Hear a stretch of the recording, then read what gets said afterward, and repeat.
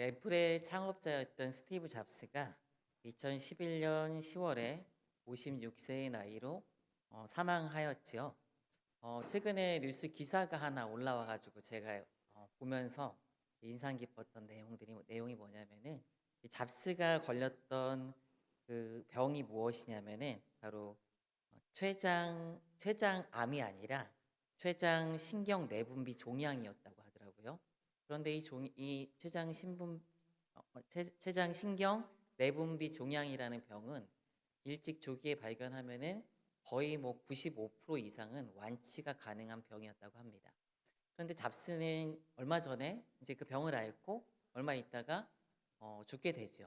근데 그 이유가 무엇이냐면은 이 스티브 잡스가 의학적인 방법이 있음에도 불구하고 자신의 의학을 신뢰하지 못했기 때문에 자신의 어떤 일방적인 전통적인, 그러니까 들려오는 그런 무슨 카더라 뭐 이런 것들 있잖아요. 그래서 다른 방법들을 썼다고 해요.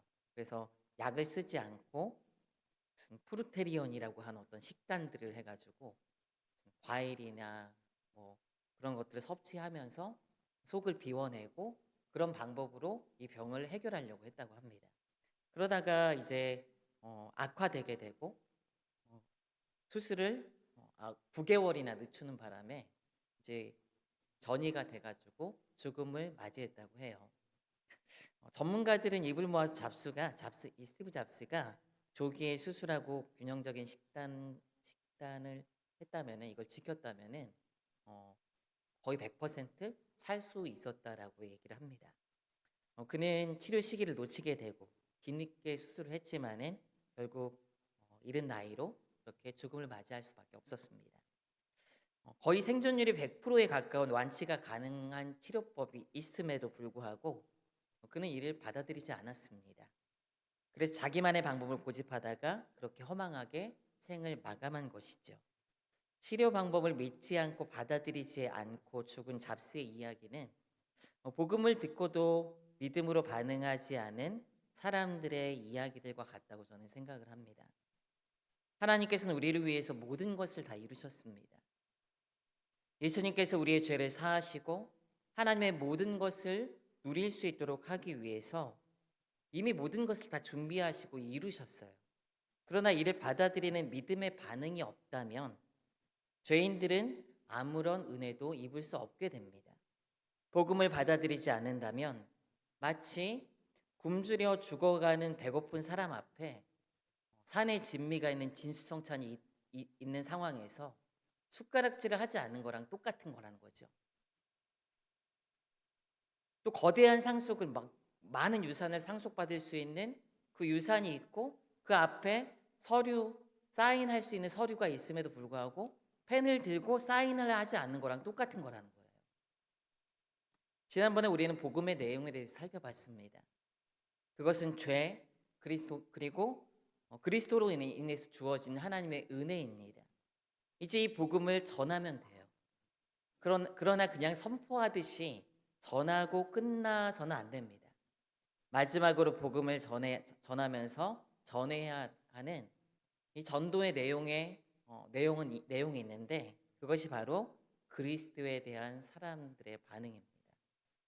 그리스도께서 십자가에서 자신의 이 사역을 완성하셨어요. 구원 사역을. 그리고 우리에게 구원의 길을 열어주셨습니다. 그러나 사람들에게 자신의 구원을 강요하지 않으시고 또 인간들이 자동적으로 그리스도의 십자가 사역의 덕을 보게 하시지도 않으셨습니다. 죄인인 인간이 그리스도의 고난으로부터 오는 은혜를 받고 누리기 위해서는 십자가에 달리신 그리스도를 믿어야 합니다. 믿어야 하는 거예요. 믿을 때 그리스도의 십자가의 사역과 그 의가 믿는 이들에게 적용이 되고 누리게 되는 줄 여러분 믿으시기 바랍니다. 그것이 바로 믿음의 반응이라는 거예요.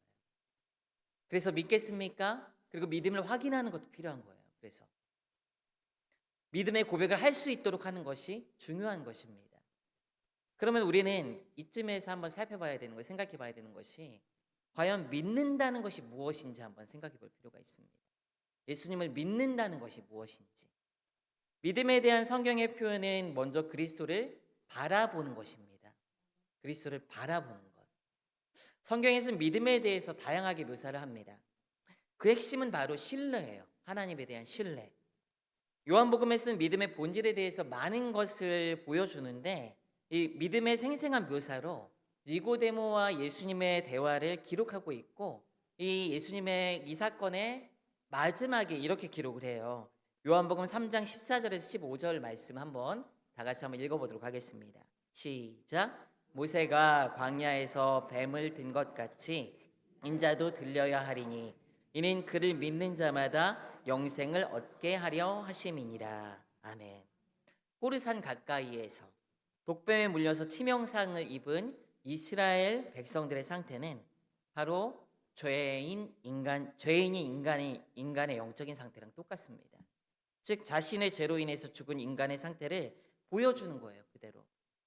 그리고 이스라엘 백성들이 낫기 위해서는 높이 들린 노뱀을 쳐다봐야 했듯이 구원을 얻는 믿음이라는 것은 무엇이냐면 바로 십자가에 못 박히신 그리스도를 바라보는 것입니다.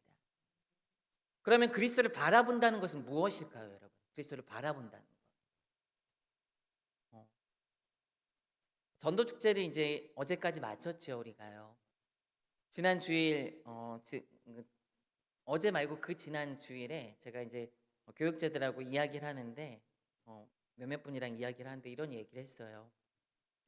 이 시대가 갈수록 예수 믿기가 어려운 시대다. 누군가를 전도하는 것이 굉장히 어려운 시대다.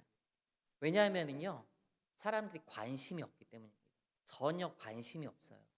구원받는 것에 대한 관심도 없고 죄에 대한 관심도 없고 그냥 자기가 하루하루 살아가고 잘되고 재밌게 사는 거에 대한 관심이 있는 시대가 이 시대라는 거예요. 사람들은 구원에 전혀 관심이 없습니다. 지금 살기 좋고 사람들의 인식 자체가 죄에 대한 인식도 없어요. 그냥 자기 마음대로 원하는 대로 살고 그렇습니다. 철학적으로 따지면은 진화론이랑 유물론 세계관이 사람들의 마음에 가득 차 있는 시대가 이 시대예요. 물질이 전부고 영혼이 없어요. 영혼 보이지 않는 세계는 중요하지 않습니다. 하나님 영적인 존재도 관심 자체가 없는 시대가 이 시대라는 거죠. 윤리고 도덕이고 사람들은 관심이 없어요. 그냥 남에게 피해 주지 않으면 그 수준에서 만족하는 시대가 바로 이 시대라는 거예요. 그냥 한 번 온 인생 어떻게 살면 재밌게 나름대로 그냥 살아갈 수 있을까? 자기 인생 즐기면서 살아갈 수 있을까? 이것이 사람들의 관심사라는 거예요. 얼마 전 다큐멘터리를 보는데 바다에서 고기 잡는 분들이 이런 얘기를 했어요. 그날따라 다큐멘터리 그 내용 가운데 고기를 못 잡은 거예요. 그러니까 선주가 그런 말을 합니다. 그냥 허허 웃으면서 이런 말을 하는 거예요. 오늘은 바다가 고기를 이만큼 주니까 이만큼으로 그냥 만족해야 될 것 같습니다. 그러면서 허허 웃으면서 돌아가는 거예요. 다른 날은 또 많이 주는 날이 있겠죠. 바다가 주는 만큼 가져가는 겁니다. 이렇게 얘기하면서 그냥 수탈하게 그렇게 마무리를 짓더라고요. 그런데 농부들도 여러분 비슷해요. 농부들도 요즘은 하우스 짓고 해가지고 다 조건을 만들어놔서 잘 이렇게 재배하려고 하지만은 이런 게 없던 시절에는요, 하늘이 비를 주셔야 되고 햇볕을 비춰 주셔야 되고 그래서 좋은 작물들이 많이 맺혀야지 농사가 잘 되는 거예요. 그러니까 어부나 농부들이나 그 마음에 뭐가 있냐면요, 하늘이 주시는 대로 그들 마음가는 과거에는요, 그래서 농사 짓는 그런 시절, 고기 잡으면서 그렇게 살아가는 그런 시절에는요, 영적인 존재를 인정할 수밖에 없어요. 하늘님 그러면서 바다의 용왕님 그러면서 그런 존재 자체가 사람들 마음 가운데 있었다는 거예요. 그래서 어쩌면 이스라엘 백성들이 폭풍의 신 바알을 그렇게 섬겼을지도 몰라요. 우리에게 비를 보내줘서 잘 되게 하는 그 신이라는 인식으로 그렇게 그걸 갔는지 모르겠어요. 그래서 끊임없이 성경에서 바알신 얘기가 나오잖아요. 과거에는 사람들이 이렇게 영적인 세계를 의식하고 살았습니다. 그런데 요즘에는 그 자리를요, 진화론과 유물론이 꽉 잡고 있어요. 심리학에서는 영적인 그 세계를 프로이드의 무의식이 자리 잡고 있는 시대가 이 시대입니다. 이런 시대의 죄와 구원은 사람들의 관심 밖에 있습니다. 복음이 그들의 귀에 들리지 않는 아주 어려운 시대라는 거죠. 그래서 복음 전하기가 어려운 거예요. 여러분들 저희 충분히 공감해요. 전도하기 어려워요, 목사님. 이런 얘기하는 거 충분히 공감한다는 것이죠. 구원이 믿음으로 주시는 것인데, 하나님께서 이 믿음으로 말미암아 주시는 것인데, 믿음은 그리스도를 바라보는 거예요. 이는 광야에 들린 놋뱀을 바라보면서 죽어가고 있는 내가 이 놋뱀만 보면 살 수 있다는 소망과 간절함이 있어야 된다는 거예요. 나의 죄의 문제, 나를 사망으로 끌고 가는 이 죄의 문제를 하나님만이 해결할 수 있어. 십자가에 달린 그리스도만이 해결할 수 있다는 이 간절한 소망이 있어야지 믿음으로 반응할 수 있는 거예요. 그것이 믿음의 본질이고 핵심이라는 거예요. 나를 구원할 수 있는 분이 예수님밖에 없다는 그 간절함과 그 간절함을 담은 바라봄과 의탁함이 있는 것이 믿음의 본질이라는 거예요. 그런데 이 시대가 그렇지 않다는 거예요. 믿음은 이렇게 그리스도를 바라보는 것입니다. 로마서 5장 20절은 이렇게 얘기합니다. 우리 같이 한번 읽습니다. 시작. 율법이 들어온 것은 범죄를 더하게 하려 함이라. 그러나 죄가 더한 곳에 은혜가 더욱 넘쳤나니. 죄가 더한 곳에 여러분 은혜가 더욱 넘쳤다고 해요. 왜 그래요? 죄가 더한 곳에 그 죄로 말미암아 자신의 사망의 상태를 더 잘 인식할 수 있는 거예요. 그러니까 하나님의 은혜를 붙들 수밖에 없는 거예요. 구원의 복음이 귀에 들려도 죄가 없다고 생각하고 죄를 알지 못하면 그 복음이 들려지지 않는 것입니다. 그리스도를 바라본다는 것은 자신의 죄로 자신에게 정말 완전한 소망이 없고 이 죄에서 구원을 이룰 능력이 자신에게는 아무것도 없다는 것을 인정하고 그런 철저한 인식 바탕 위에서 놋뱀을 바라본 이스라엘 백성들처럼 십자가에 달리신 예수 그리스도를 간절한 마음으로 바라보는 그 바라봄, 그것이 믿음의 본질이라는 거예요. 그래서 요한복음의 다른 구절에서도 이런 간절함으로 그리스도께 나아가고 갈망해야 함을 강조하는 구절이 있습니다.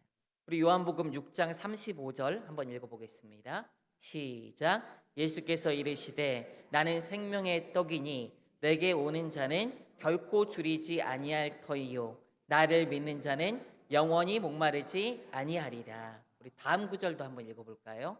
요한복음 7장 37절 38절입니다. 시작. 명절 끝날 곧 큰 날에 예수께서 서서 외쳐 이르시되 누구든지 목마르거든 내게로 와서 마시라. 나를 믿는 자는 성경의 이름과 같이 그 배에서 생수의 강이 흘러나오리라 하시니, 여기 보면은요 믿음의 모습을 어떻게 표현하고 있냐면요 줄인 자가 예수님께 생명의 떡을 위해서 나오는 것으로 묘사하고 있어요. 믿음이라는 게 줄인 자가, 목마른 자가 예수님께 와서 마시는 걸로 믿음을 표현하고 있어요. 그냥 목마른 게 아니라 타는 듯한 목마름. 이런 자들이 예수님께 나오는 거예요. 마시기 위해서, 먹기 위해서. 사랑하는 여러분, 오직 예수 그리스도만이 우리의 유일한 구원자이시고 우리를 구원하실 수 있는 분임을 여러분 믿으시기 바랍니다. 우리의 공로, 우리의 선, 우리의 노력이 아니라 하나님이 그리스도를 통해서 값없이 주시는 십자가의 은혜만이, 오직 유일하게 그 은혜만이 우리를 구원할 수 있다는 간절함과 진실한 인정이 그리스도를 바라보는 것임을 여러분 믿으시기 바랍니다. 우리가 구원받았고 구원받고 있고 구원을 받을 것임을 여러분 믿으시기 바랍니다.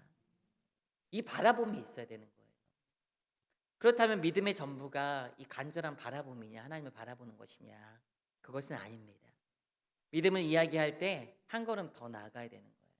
이 간절함을 가지고 주님을 인정하고 십자가를 받아들이고 믿었다면은 그 다음에 그 믿음에는 뭐가 있어야 되냐면요, 회개와 복종이 있어야 돼요. 거기는 반드시 사도들은 복음을 전할 때 회개하라고 끊임없이 부르짖었습니다.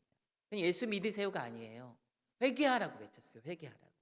그러나 오늘날 그리스도를 구원자로 받아들이는 것과 그분을 주인으로 모시고 주님께 복종하는 것을 분리시키는 경향이 있어요. 분리시키는 경향이 있어요. 예수님 믿어봐. 그리고 마음 내키면 교회 와서 신앙생활 해봐. 이런 식으로 얘기하는 분들이 있다고요. 그런데 그게 아니라는 거예요. 그리스도를 믿는다는 것은 복종하고 따라가는 걸 얘기하는 거예요. 그리스도께.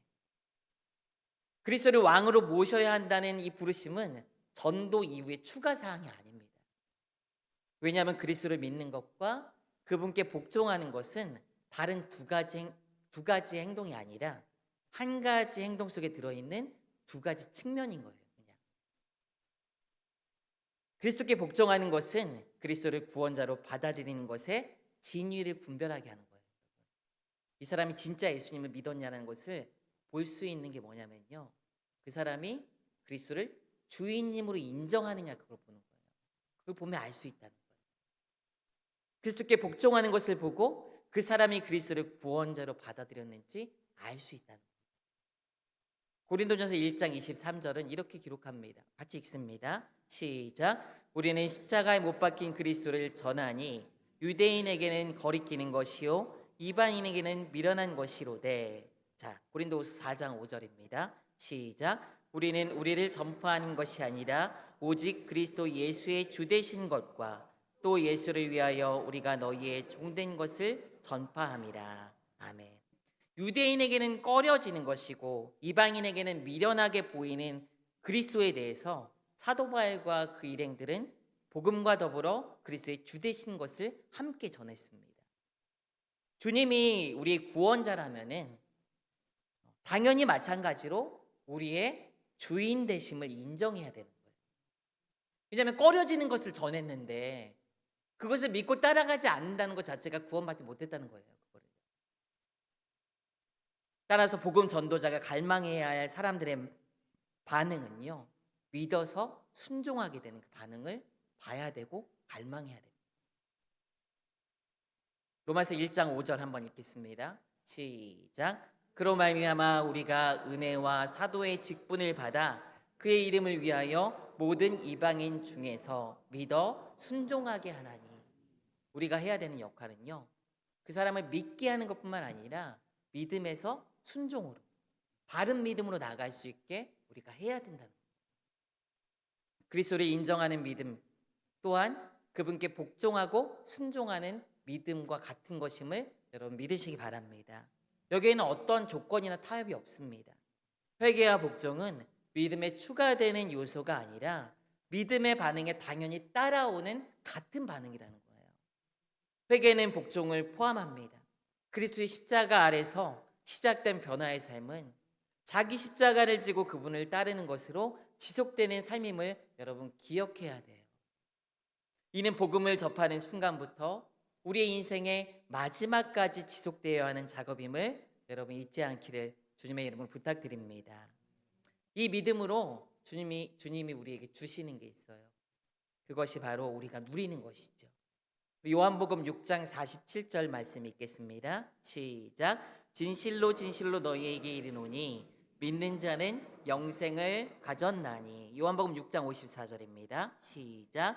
내 살을 먹고 내 피를 마시는 자는 영생을 가졌고 마지막 날에 내가 그를 다시 살리리니. 아멘. 그리스도의 살과 피는 세상을 위해서 기꺼이 희생한 그분의 생명을 의미하는 것입니다. 그리고 이를 먹고 마시는 것은 믿음과 동일한 것으로 지금 표현되고 있어요. 그리스도의 살과 피를 먹는다는 것은 무엇을 의미하는 것일까요? 그 살과 피는 사람의 전부를 의미하는 거예요. 전체를 의미하는 거예요. 그래서 그 살과 피를 먹고 마신다는 것은 그리스도와 완전히 연합하는 것을 얘기합니다. 그리스도께서 이루신 십자가의 사역과 의를 그리스도와 완전히 연합함으로 누리게 되는 것을 얘기하는 거예요. 믿음은 십자가에 못 박히신 그리스도를 믿는 이들 각각이 개인적으로 그리스도를 독점적으로, 개인적이지만 다 독점적으로 그리스도를 자신의 것으로 함께 누리는 것을 얘기하는 것입니다. 사랑하는 여러분, 예수 그리스도를 누리고 계십니까? 그분의 사역과 그분의 풍성함을 여러분 누리고 계십니까? 나에게 주님께서 허락하신 것임을 여러분 믿으시기 바랍니다. 이것이 복음을 듣는 사람들에게 충격적인 이유는요, 믿음의 대상이 바로 십자가에 못 박힌 그리스도, 십자가에 달려서 피 쏟으신 그리스도라고 말하고 있기 때문이에요. 유대인이 꺼리고 이방인이 미련하다고 얘기한 그 그리스도이기 때문에 충격적인 거예요. 우리는 매 2번씩 성찬에 참여하죠. 우리 교회에서는요. 성찬에 참여하는 것은 그리스도의 죽으심, 그 생명을 통해서 내가 하나님의 자녀가 되었고 구원받았음을 확인하고 그 하나님으로부터 오는 모든 것을 함께 하는 것을 확인하고 감사하고 기념하는 그 시간입니다. 믿음으로 그리스도께서 우리에게 가져오신 모든 것을 풍성히 누리는 우리 모두가 되시기를 주님의 이름으로 축원드립니다. 이제 마지막으로 믿음에 대해서 살펴봐야 될 중요한 점이 하나 더 있습니다. 믿음이 이런 것이라면은 믿는다는 것은 대단한 것임이 분명합니다. 모든 것이 주어지니까 우리를 그렇게 얽매고 있던 죄에서 완전히 자유하게 하는 것이 믿음이기 때문에, 하나님의 자녀가 되는 권세를 주는 것이 믿음이기 때문에 믿음은 대단한 것이죠, 여러분. 믿으십니까? 대단하잖아요. 그러나 착각하지 말아야 되는 것이 하나 있습니다. 무엇이냐면은 믿음에 대해서 믿음의 가치라는 것은 믿음 그 자체에 있는 것이 아니라 전적으로 믿음의 대상에 있다는 것을 우리는 잊지 말아야 됩니다. 인간을 멸망에서 구원하여 영생으로 인도하는 것은 믿음의 눈이 아닙니다. 믿음의 눈으로 바라보는 높이 들린 예수 그리스도이심을 여러분 믿으시기 바랍니다. 믿음을 고백하는 입술이 아니라 자신의 살과 피를 영적으로 소진시켜서 희생하신 그리스도이심을 여러분 믿으시기 바랍니다. 믿음의 유일한 역할은요, 단번에 죽으시고 구세주가 되셔서 우리에게 자신을 내어주신 그리스도를 자기의 것으로 만드는 것이 믿음의 유일한 역할이에요. 구원은 오직 그리스도의 은혜에 의해서, 오직 인간의 믿음을 통해서만 주어지는 것입니다. 은혜에 의해서 우리에게 주어지는 것. 이 믿음을 우리가 자랑하지 못할 이유가 하나 더 있어요. 그것은 무엇이냐면은 바로 믿음은 내가 능동적으로 끌어낼 수 있는 게 아니라는 거예요. 결코 믿음은 내가 능동적으로 믿어야지 해서 끌어낼 수 있는 게 아니라는 거예요. 노력해서 믿음을 끌어낼 수 있는 것이 아닙니다. 이것은 우리의 영역이 아니에요. 오직 성령께서 하시는 것임을 잊지 말아야 됩니다. 고린도전서 12장 3절에서 이렇게 얘기해요. 우리 다 같이 한번 읽어보겠습니다. 시작. 그러므로 내가 너희에게 알리노니 하나님의 영으로 말하는 자는 누구든지 예수를 저주할 자라 하지 아니하고 또 성령으로 아니하고는 누구든지 예수를 주시라 할 수 없느니라. 아멘. 성령으로 아니하고는 우리가 예수를 주라고 고백할 수가 없다는 거예요. 아버지라고 고백할 수 없다는 거예요. 사도행전 1장 8절에서도 그래서 복음 전할 때 이렇게 얘기하죠. 함께 읽습니다. 시작. 오직 성령이 너희에게 임하시면 너희가 권능을 받고 예루살렘과 온 유대와 사마리아와 땅끝까지 이르러 내 증인이 되리라 하시니라. 아멘. 성령이 임할 때, 성령이 역사할 때, 우리 안에 계실 때만 증인이 될 수 있고 또 성령이 역사하실 때만 예수를 믿을 수 있는 거예요, 여러분. 그러므로 결단해야 한다는 촉구는 의미가 없어요, 여러분. 복음 전할 때 결단해야 됩니다. 이게 아니라는 거예요. 그게 우리의 믿음은 의지적인 결단이 아닙니다. 그리스도를 믿기로 우리가 결정한 것이 아니에요. 그리스도를 믿기로 결정하라는 말은 전혀 의미가 없는 거예요.